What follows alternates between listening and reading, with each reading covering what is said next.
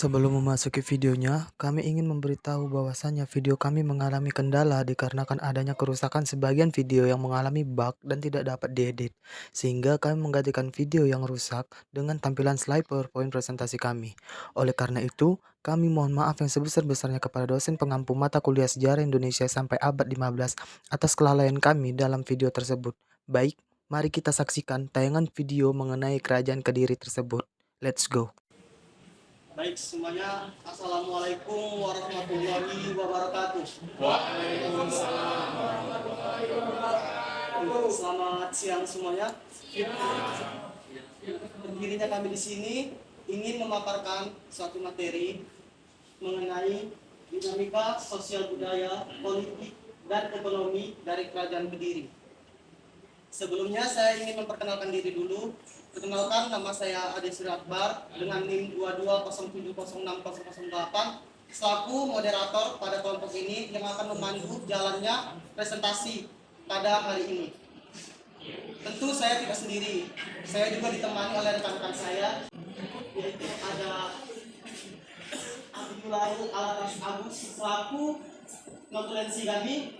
Terus ada Dela Ananda Adha selaku ketua, ada Muhammad Solihul Amri, juga ada Helenia Borulingga, ada Mestia Mamarbun, serta ada Kristiani Pasaribu.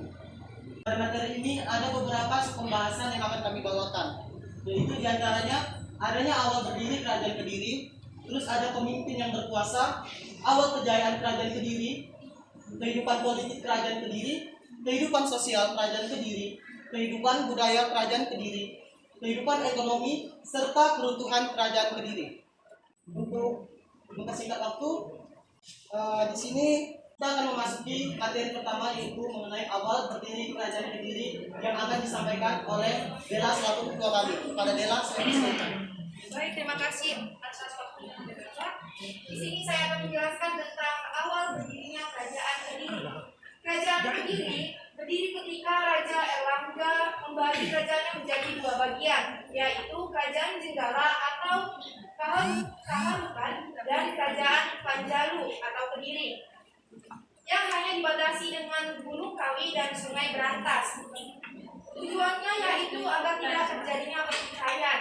Namun, dalam prasasti Maengka disebutkan bahwa Panjalu dapat dikuasai oleh Jenggala dengan raja yang bernama Majapahit Garasapan pada tahun 1042 sampai 1052 Masehi yang diabadikan. Meski begitu, terjadinya peperangan menyebabkan Panjalu menguasai seluruh tanah Erlangga. Baik, untuk materi selanjutnya yaitu adanya para pemimpin yang berkuasa selama berdirinya Kerajaan Kediri. Nah, untuk materi ini juga akan disampaikan oleh Dela. Lanjut, Dela.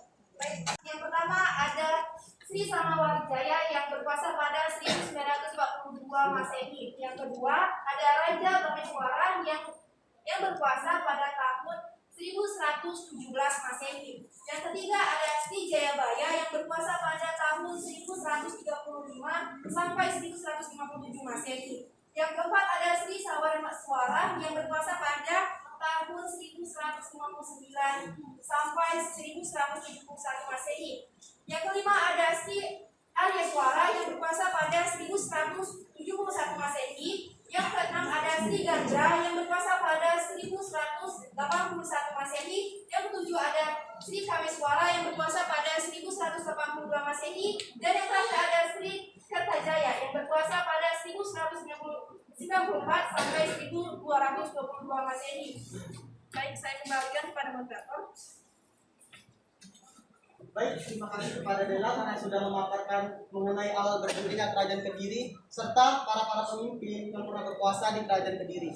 Oke, selanjutnya kita masuk ke materi yaitu awal kejayaan dari Kerajaan Kediri. Nah, materi ini itu akan disampaikan oleh Amri bagaimana Kerajaan Kediri bisa mencapai puncak kejayaannya. Kepada Amri saya persilakan. Oke, baik, terima kasih kepada moderator. Awal kejayaan Kediri mencapai puncak kejayaannya pada masa pemerintahan Raja Jayabaya yang berkuasa sejak 1135 hingga 1959. Dan mengapa disebut masa awal kejayaan Kerajaan Kediri? Karena Kediri Kediri mampu memperluas wilayah dan pengaruhnya sampai dikenal di dunia. Hanya itu, luas kekuasaannya juga tersebar sampai seluruh daerah Pulau Jawa hingga Pulau Sumatera yang dikuasai Sriwijaya. Saya kembalikan ke moderator. Baik, terima kasih kepada ahli. Nah, kita masuk ke materi mengenai kehidupan politik di Kerajaan Kediri. Nah, kehidupan politik itu akan disampaikan oleh Mesri Mamadun. Pada Mesri, saya persilakan. Saya akan menjelaskan kehidupan politik. Pada kehidupan politik kerajaan Kediri, dengan mengembangkan bidang kesejahteraan, salah satu pengembangan yang dimaksud adalah mengubah karya sastra kita Raja Yuda yang menggambarkan peperangan Pandala dan Kurawa untuk menggambarkan peperangan Jenggala dan Kediri. Dalam persaingan antara Jenggala dan Kediri, ternyata Kediri yang unggul dan menjadi kerajaan yang besar dikuasaannya. Raja terbesar dari kerajaan Kediri adalah Jayabaya pada tahun 1135 sampai 1157. Penjalu dan Jenggala dapat bersatu kembali karena rencana kerajaan memakai simbol Garuda Muka dan simbol Airlangga. Baik, terima kasih kepada Mesri. Kita masuk ke materi selanjutnya, yaitu mengenai kehidupan sosial dari Kerajaan Kediri. Materi ini akan disampaikan oleh Helen. Helen, saya persilakan. Oke, terima kasih kepada moderator. Di sini saya akan menjelaskan mengenai kehidupan sosial dari Kerajaan Kediri. Pada pemerintahan Jayabaya, kehidupan sosial masyarakat sudah sangat teratur. Penduduk memakai pakaian yang sopan dan hunian masyarakat Kediri terjaga kebersihan dan kerapiannya. Status tinggi rendahnya martabat seseorang ditentukan berdasarkan tingkah laku dan moralnya. Raja juga menghargai hak-hak masyarakat yang membuat kehidupan aman dan tentram. Terdapat ada dua hukum, yaitu yang diterapkan. Yang pertama itu hukum denda yang berupa emas dan hukuman mati bagi pencuri dan perampok. Terima kasih. Saya kembali kepada moderator. Kita masuk ke materi kehidupan budaya serta kehidupan ekonomi di Kerajaan Kediri. Nah, materi ini itu akan disampaikan oleh Kristiani. Pada Kristiani, saya persilakan. Baik, terima kasih para moderator. Saya di sini akan menjelaskan kehidupan budaya. Kehidupan budaya di Kerajaan Kediri adalah bangsa bermacam sel tentang rata adalah bahasa Jawa kuno yang disebut Sunda Paruan. Disusun kitab hukum yang bernama Suasana. Era Erlangga disusun kitab Arjuna Wiwaha Karya untuk Paruan. Masa Jayabaya dibuat kitab Mahabharata Yuda, Mata Empur Sudah dan Empur Panandu. Era Kamiswara ditutup kitab Smaradahana oleh Empu dan Raja, kitab Daga dan Kertas Sastra oleh Empu dan Aku. Di sini saya akan menjelaskan kehidupan ekonomi di Kerajaan Kediri. Kehidupan ekonomi masyarakat Kediri sebagai petani, peternak, dan pedagang. Kerajaan Kediri juga banyak menghasilkan beras, barang dagangan yang laku di pasaran yaitu emas, perak, jadi, dan dana.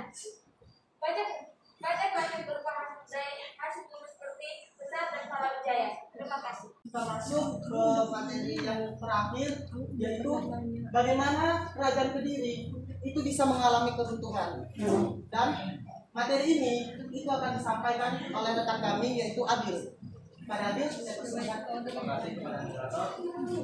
Baiklah, saya akan menjelaskan tentang keruntuhan Kerajaan Kediri mulai runtuh pada masa pemerintahan Kertajaya. Khususnya pada Kediri diakibatkan adanya perselisihan di yang mana kaum Brahmana dipaksa untuk menyembah Raja Kertajaya sebagai raja, sehingga pasukan Brahmana menolak dan merusak pemerintahan Kerala Makbu. Maka oleh dengan kebutuhan Kerala tentunya untuk memperdayakan pengambil dari kekuasaan Kediri.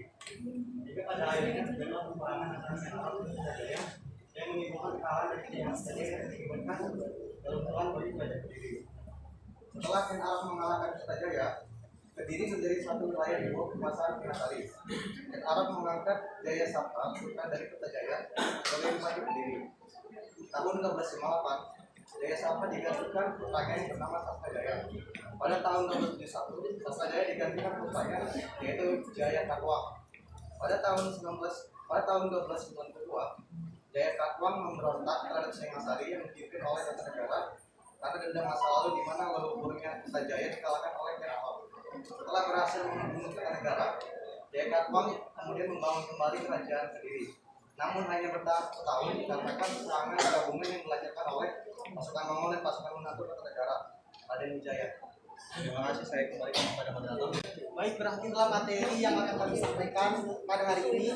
Untuk selanjutnya, kami akan membuka sesi tanya jawab. Pada teman-teman yang ingin bertanya, kami persilahkan.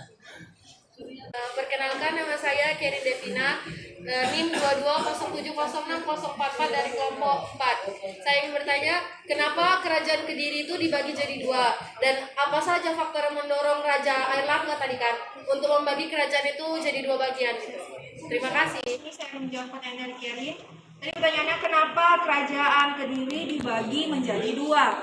Dan apa faktor yang mendorong Raja Kediri membagi kerajaannya? Jawabannya sangat, yaitu agar kedua putra dari Raja Airlangga tidak berselisih. Itu sudah kami tampilkan di PPT. Siapa anak dari Raja Airlangga? Yaitu Sri Samanwijaya dan Majapahit Garasakan. Dan faktor yang mendorong tentu saja agar tidak berselisih dan juga untuk mensejahterakan dari rakyat dari kerajaan Airlangga. Maka dari itu kerajaannya dipisah. Dan tentu saja dalam prasasti Mahasubia juga dikatakan Panjalu atau Kediri dapat dikuasai secara utuh oleh Mapanji Garasakan. Dan setelah itu Mapanji Garasakan melanjutkan kekuasaannya ke seluruh kerajaan Airlangga dan kerajaan Jenggala menjadi satu, yaitu kerajaan Panjalu, yaitu Kediri. Perkenalkan, nama saya Alfisar Desubon, NIM 220709 dari kelompok 7. Saya ingin bertanya bagaimana kehidupan sosial budaya pada masa pemerintahan Raja Sri Kameswara. Saya akan menjawab pertanyaan dari sahabat saya, Alfi. Oke, jawabannya adalah sebelum kita melanjutkan pembahasannya, kita perlu tahu dulu gelar lengkap dari Sri Kameswara, yaitu Sri Maharaja Sri Kameswara Triwikrama Watara Aniwiyarwirya Prakrama Dikja Tonga Dewa Nama. Hanya dua prasasti yang menyebut nama raja ini, yaitu prasasti dari Desa Semanding tahun 1904 Saka, atau lebih tepatnya 17 Juni 1982 Masehi, dan prasasti Ceker tahun 1107 Saka, lebih tepatnya 11 September 1985 Masehi. Hanya prasasti Ceker yang sudah diterbitkan dan tidak dapat dibaca seluruhnya karena keadaan batu prasasti-nya sudah halus. Isi dari prasasti ini berisi keterangan bahwa rakyat desa Ceker sewilayahnya telah menghadap raja dan memberitahukan bahwa mereka telah memperoleh anugerah dari raja yang memerintah sebelumnya, dan mohon kepada raja agar anugerah itu dikukuhkan dengan prasasti di atas batu. Anugerah itu berupa pemberian hak-hak istimewa dan pembebasan dari kewajiban membayar berbagai macam pajak. Sayang sekali justru bagian yang menyebutkan apa jasa-jasa penduduk desa Ceker terhadap raja tidak dibaca seluruhnya. Yang jelas hanyalah bahwa mereka telah membuat raja merasa aman berkenan di hati karena telah mendapat kembali kesimannya di bumi Kediri. Namun apa yang sebenarnya telah terjadi tidak begitu jelas. Sekian, terima kasih.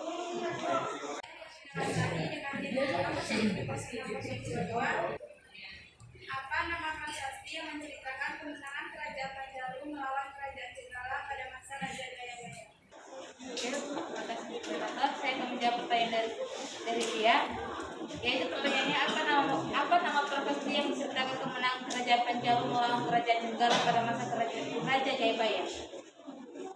Panjalu di bawah pemerintahan Sri Jayabaya berhasil menaklukkan kerajaan Jenggala dengan semuanya yang terkenal dalam di Gantang di tahun 1935, yaitu Panjal Jayati, yang berarti Kediri menang.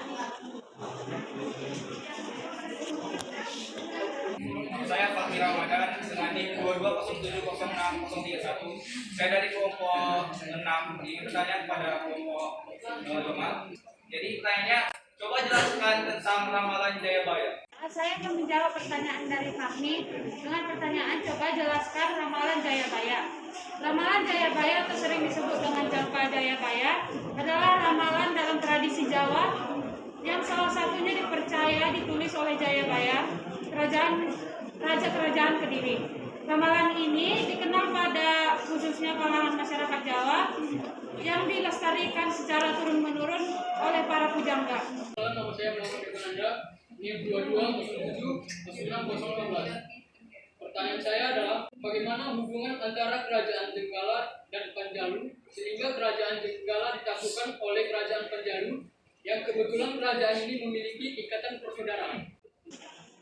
Pertanyaan dari Anda yaitu bagaimana hubungan antara Kerajaan Jenggala dan Panjalu sehingga Kerajaan Jenggala ditaklukkan oleh Kerajaan Panjalu yang kebetulan kerajaan ini memiliki ikatan persaudaraan. Pada tahun 1041, Erlangga membagi kerajaannya menjadi dua. Keduanya adalah Jenggala dan Panjalu yang wilayahnya dipisahkan oleh Gunung Kawi dan Sungai Brantas.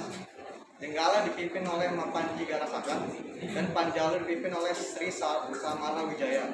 Dibaginya wilayah kerajaan membuat perang saudara. Baik Sri Samara Wijaya dan Mapanji sama-sama merasa berat atas seluruh fakta Erlangga. Perangan pun terus terjadi antara kedua kerajaan. Peperangan antara Panjalu dan Jenggala terus terjadi selama 60 tahun lamanya. Meski di awal kemenangan ada di tangan Jenggala, namun pada akhirnya Panjalu yang berhasil menguasai seluruh takhta Erlangga.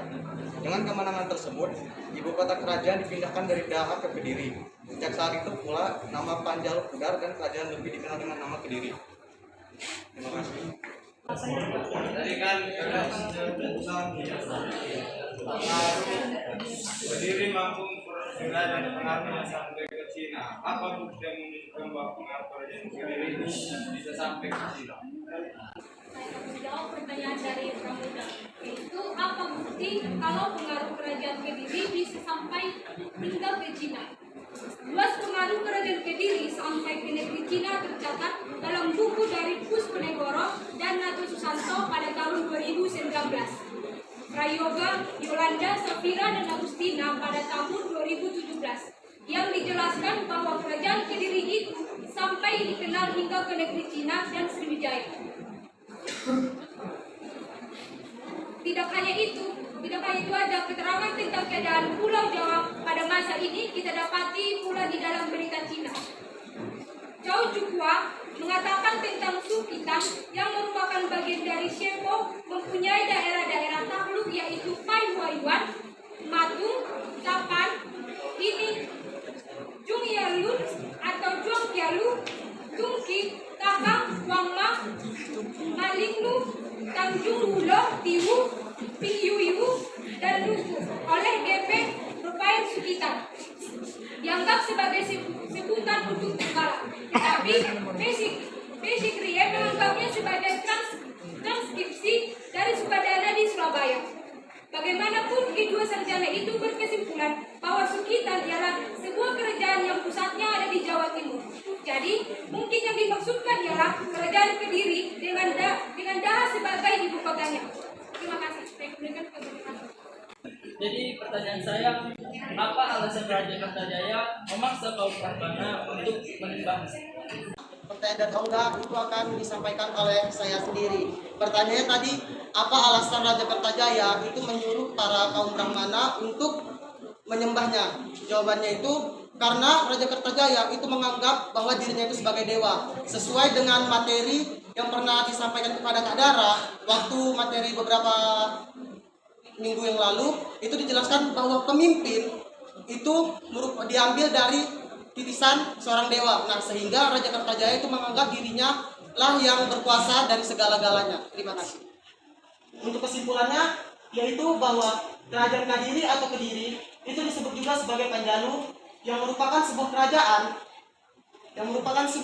Hindu Buddha yang terdapat di Jawa Timur Indonesia antara tahun 1019 hingga 1222 Masehi, dan merupakan salah satu kerajaan hasil pembagian yang juga didirikan oleh Erlangga. Nah, kerajaan ini itu dipimpin oleh Wangsa Isyana dan berpusat di Dahanapura yang merupakan nama kota kuno di masa lalu yang sekarang itu menjadi bagian dari kota Kediri.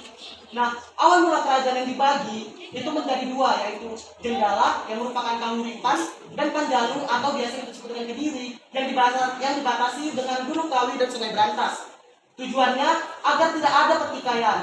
Kerajaan Jenggala atau Kahuripan terdiri di atas Malang dan delta Sungai Berantas dengan pelabuhannya Surabaya, Rembang, dan Pasuruan. Ibu kotanya itu berada di Kahuripan. Sedangkan Kerajaan Panjalu itu meliputi Kediri, Madiun, dan ibu kota di Daha. Nah, ketika masa pemerintahan Jayabaya sampai runtuhnya Kerajaan Kediri pada masa pemerintahan Kertajaya itu dikisahkan dalam kitab Pararaton dan Negara Kertagama. Sekian dan terima kasih.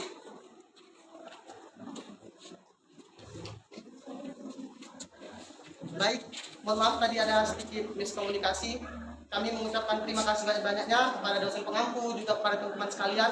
Wassalamualaikum warahmatullahi wabarakatuh. Selamat siang. Waalaikumsalam warahmatullahi wabarakatuh.